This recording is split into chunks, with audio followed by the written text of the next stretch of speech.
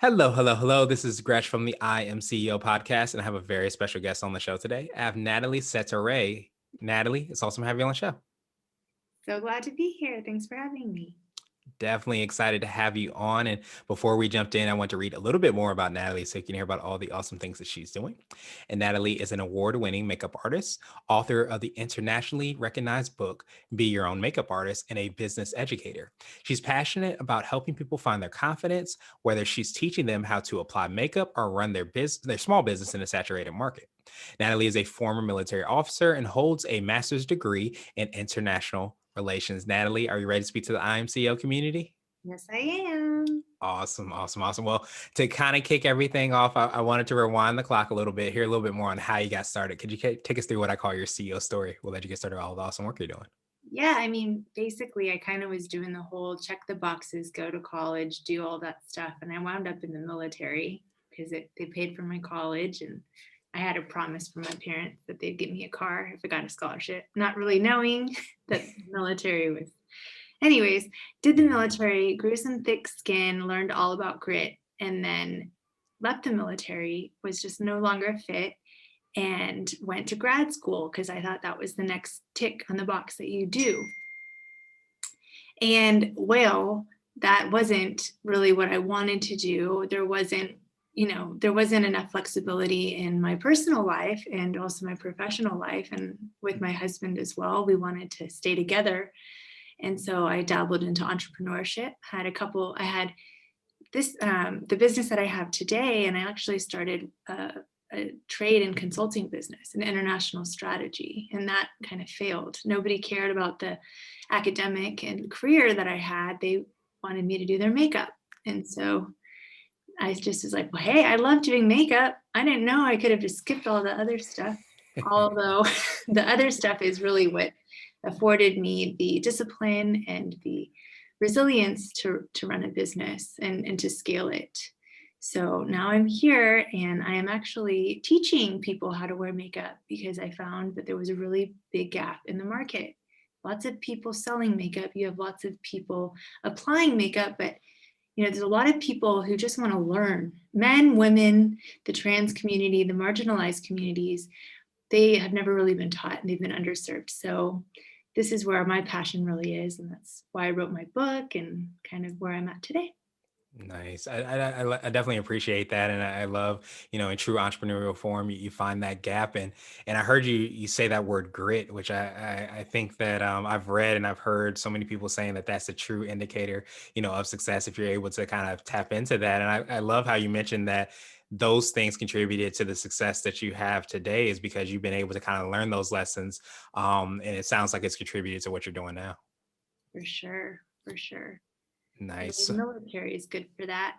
Yeah, absolutely. You can buy it now. You can just go do those warrior challenges or do those obstacle races. You could go buy your grit and train for it. You don't have to go through the military. But Okay, there's an alternative to that, but well, thank you for your service and thank you for doing that, anyways. And I appreciate hearing how you've been able to kind of leverage that into your business and all the awesome things that you're doing. So I wanted to drill down a little bit deeper. I know you touched on it a little bit. Could you take us through like how you work with your clients? And I want to hear more about your podcast and all the awesome stuff that you're doing there as well. yeah, I mean, so with my clients, one of the things that I have really I'm very proud of since day one was keeping my copy very inclusive and very accessible. And I was feeling really weird, especially, I guess, probably coming from the military, where you have to be very careful and make sure that you're sensitive. You never know what people are going through or how they felt.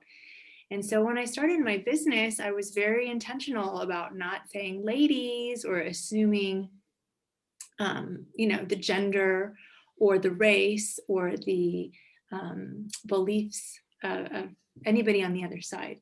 And that actually, doing that from day one, allowed me to grow authentically and scale into my book, which has been so well received in the whole community because it is inclusive. Any age can read it, any gender can read it, and I say that a lot because there's really a void of this. The marketing is always to very you're nodding. Yeah. If you're listening, you're nodding. You know what I mean. Mhm. There's marketing to a very specific demographic, and a lot of people are left out of that picture. And I just felt this was not fair and this isn't right. And in the pro artist community, this doesn't really exist. You know, pro makeup artists, we are prepared all the time to serve every single person. But for some reason in the consumer market, this just, it doesn't sell.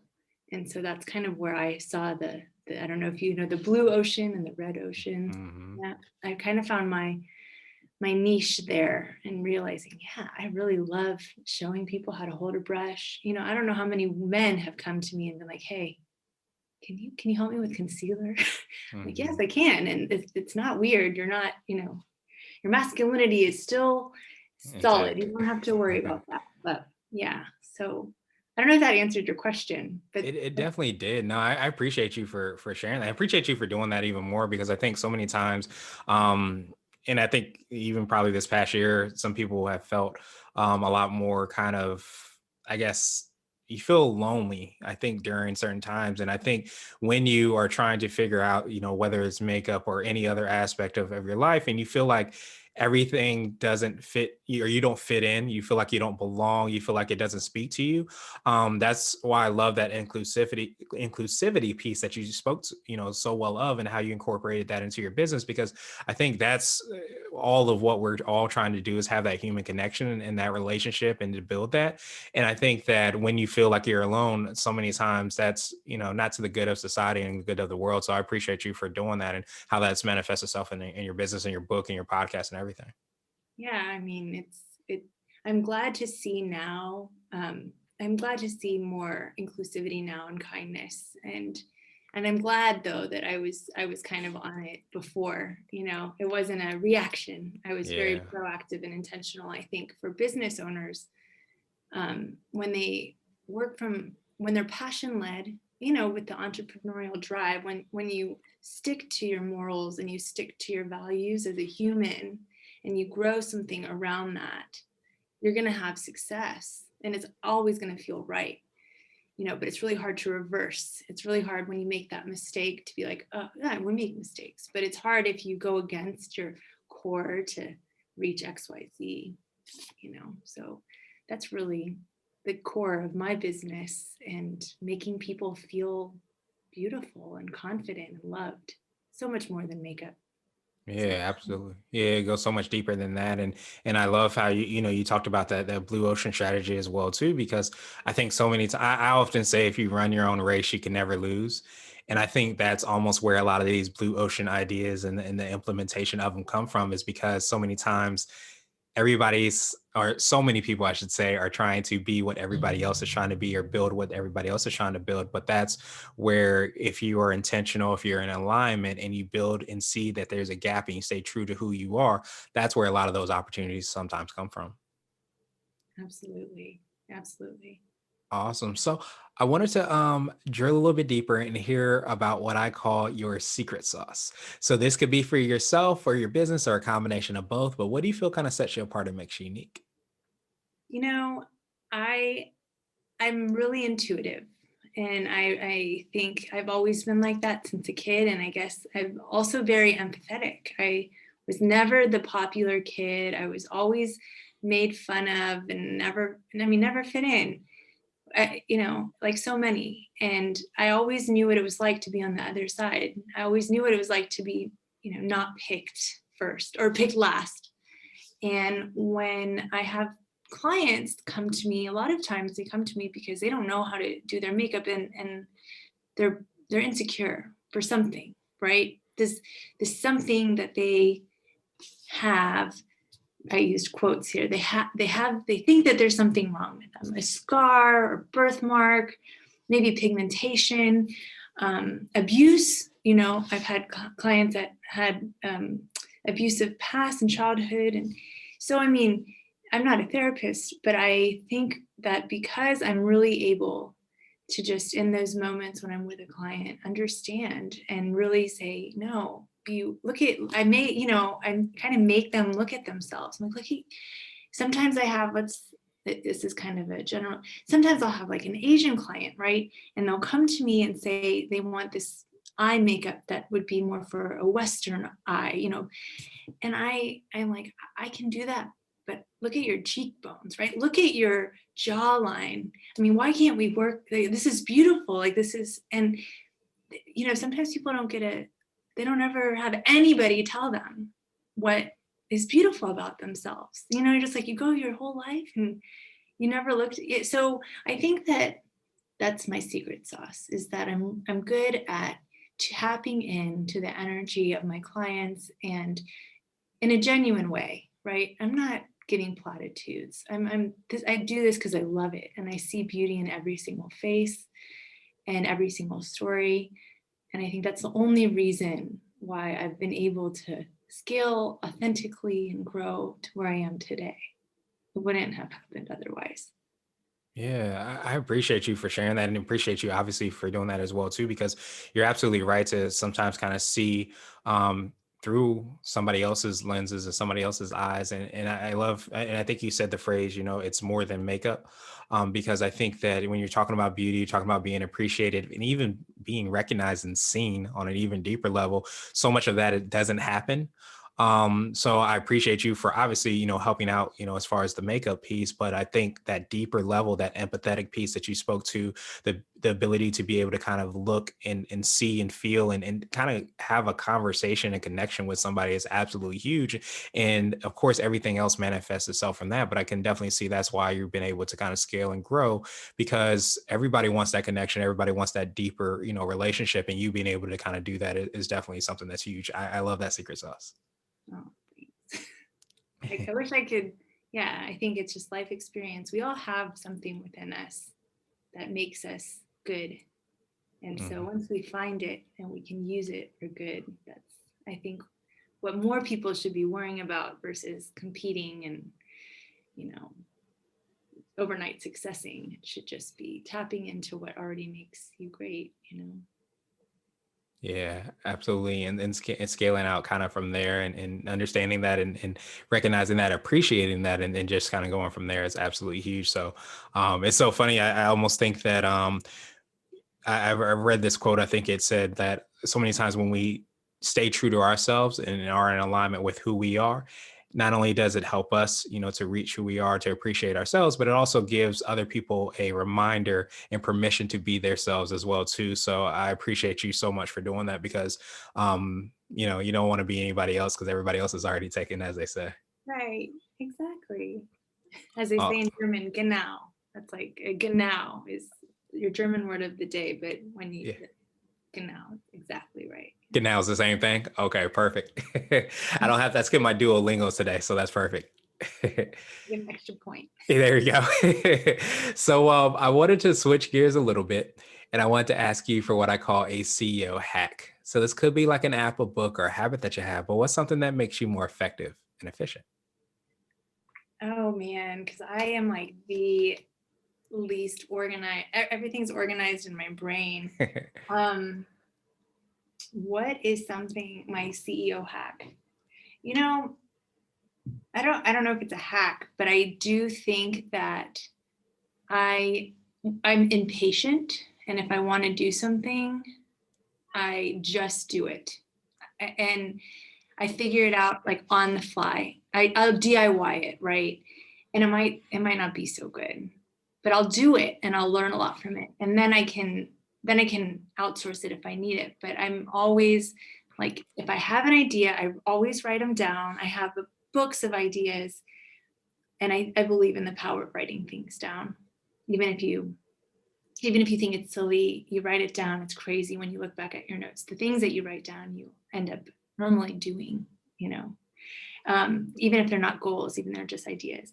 And so I tend to just, if I have an idea, I'll stop whatever it is I'm doing and just learn something new and kind of start doing it. And it's a little bit of a shiny net with the squirrel, but I learned so much that way. You know, I go into these little rabbit holes and I realize, oh, that is not something I want to do.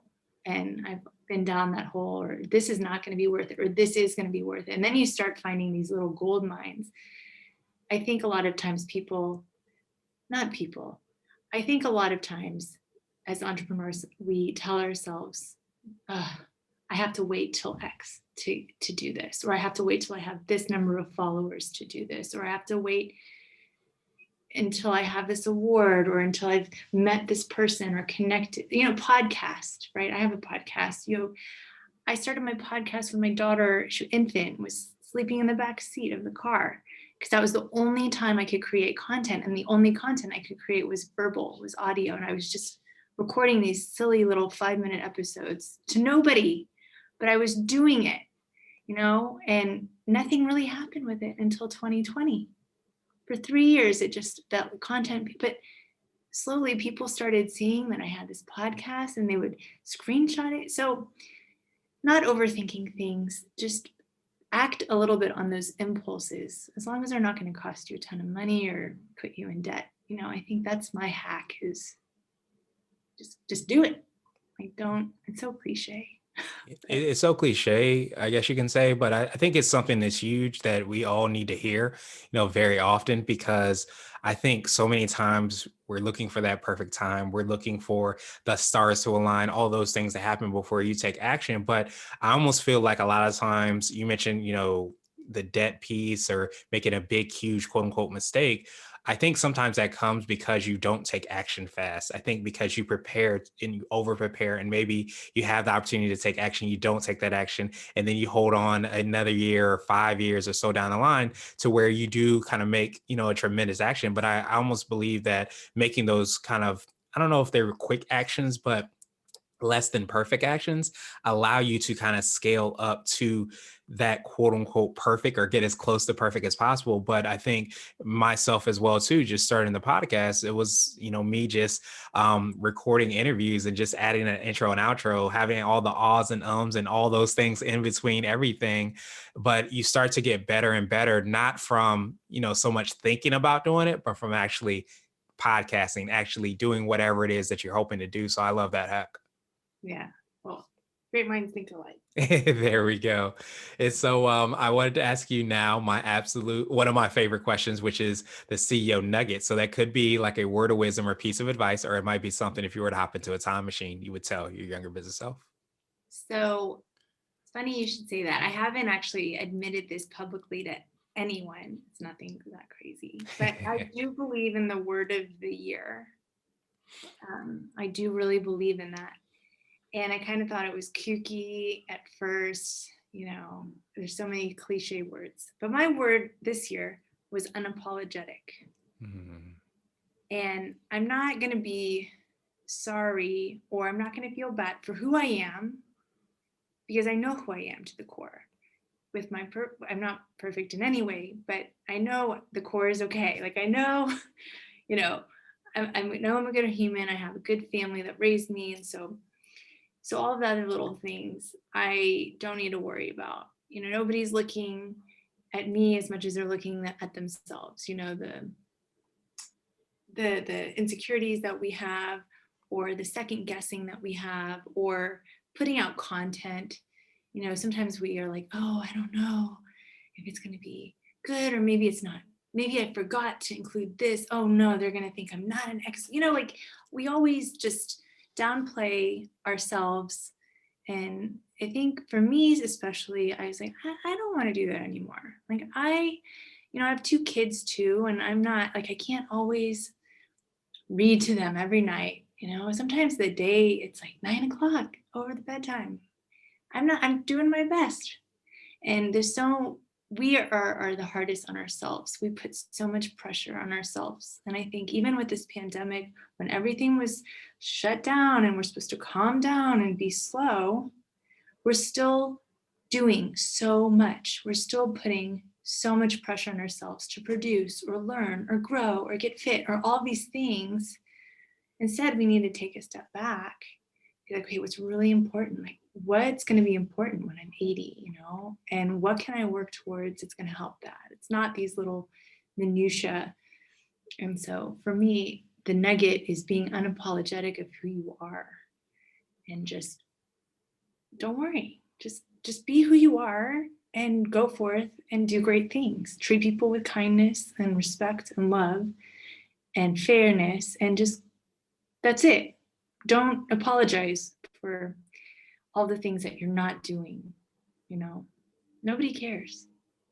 Yeah, you're absolutely right. Everybody's worried about their own thing that they're doing, and I love that, that word and that word, because so many times the word that I kind of I didn't start it obviously at the beginning of the year because the pandemic wasn't there, but I kind of came to it, what the pandemic happened was, the thought of grace, giving yourself grace, and I like how that kind of aligns with what you're talking about because I love, the unapologetic because it's giving yourself permission as well too to be able to try things and be okay with how they turn out, be okay with who you are, be okay with trying your best and doing as best as you can, because just like you said, we beat ourselves up tremendously.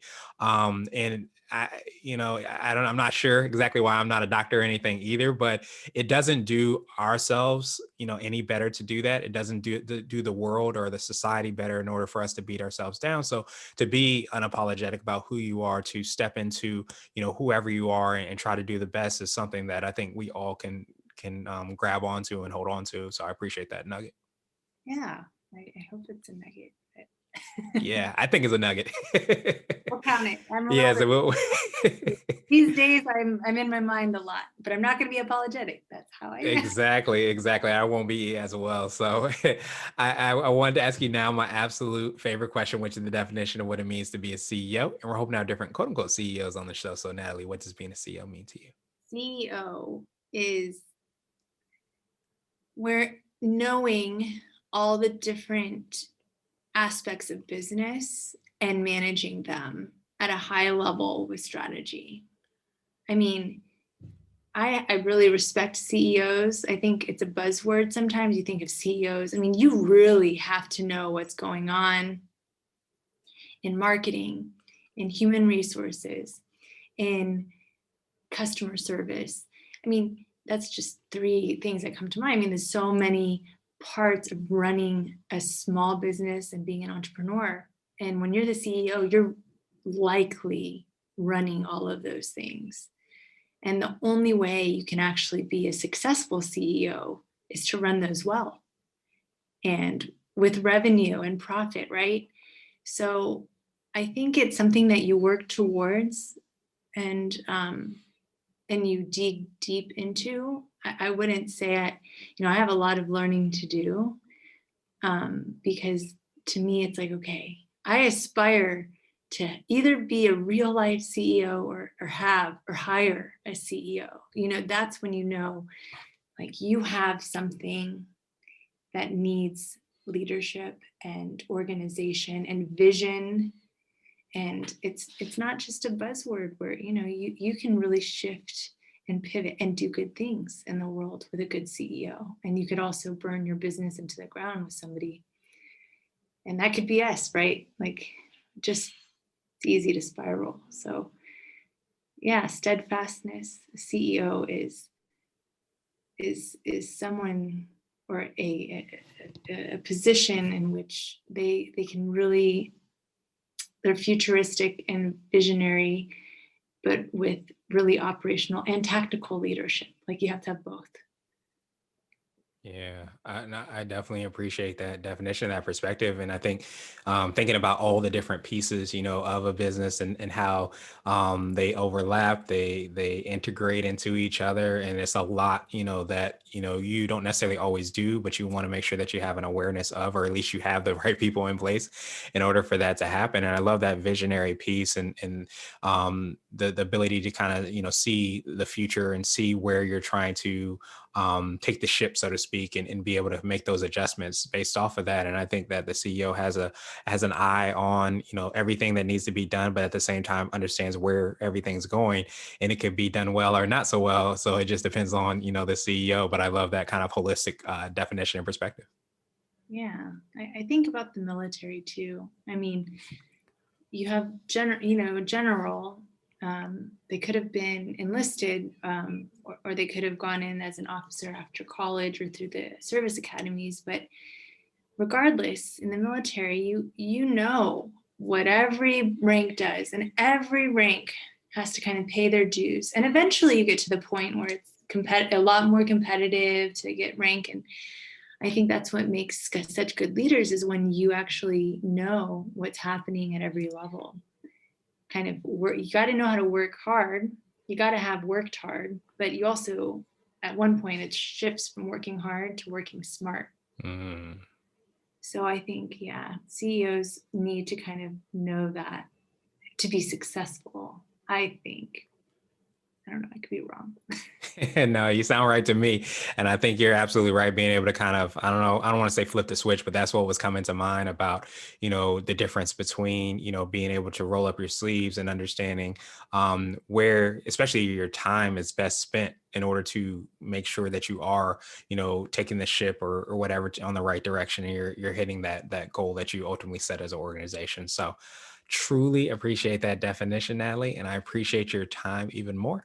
What I wanted to do is just pass you the mic, so to speak, just to see if there's anything additional you can let our readers and listeners know. And of course, how best they can get a hold of you, get a copy of the book, and subscribe to the podcast and find out about all the awesome things that you're working on. Oh, you're so nice. You're so kind. Yeah, I mean, I am I believe in doing what you are called to do, and sometimes you won't know what that is. And I didn't know I was a makeup artist. It wasn't until after I graduated from grad school that my girlfriends were like, "Hey, why don't you just do makeup artistry for like brides on the side? You love doing makeup. You always have done it for everyone."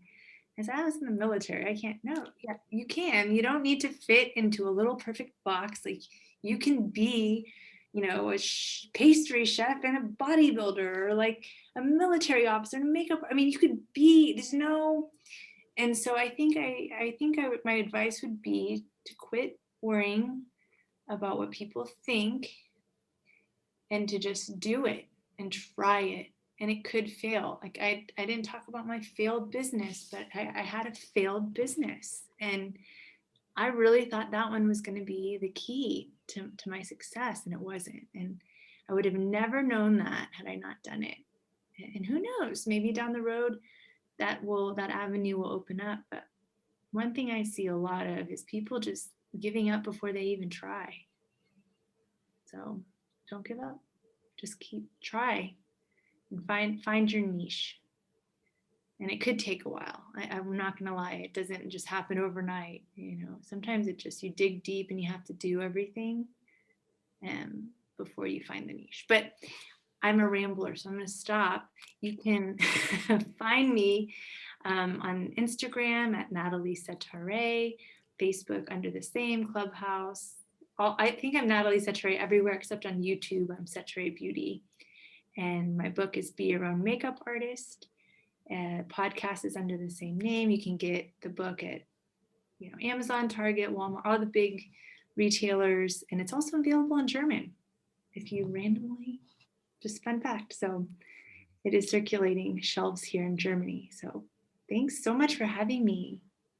Definitely appreciate having you on too. That's definitely exciting to be everywhere international. We will have the links and information in the show notes to make it even easier for everybody to get a hold of you. But I love that final piece that you kind of left us with. I think it's something that we need to kind of remind ourselves of on a regular basis, is to take that imperfect action, so to speak. And it doesn't necessarily happen overnight. It doesn't always turn into a success. But I think the worst pain is sometimes, I think, not in failing, but in not trying at all. So I appreciate you for reminding us of that, and tapping into that yourself as well too. And I hope you have a phenomenal rest of the day. Yeah, you guys too. Thank you again.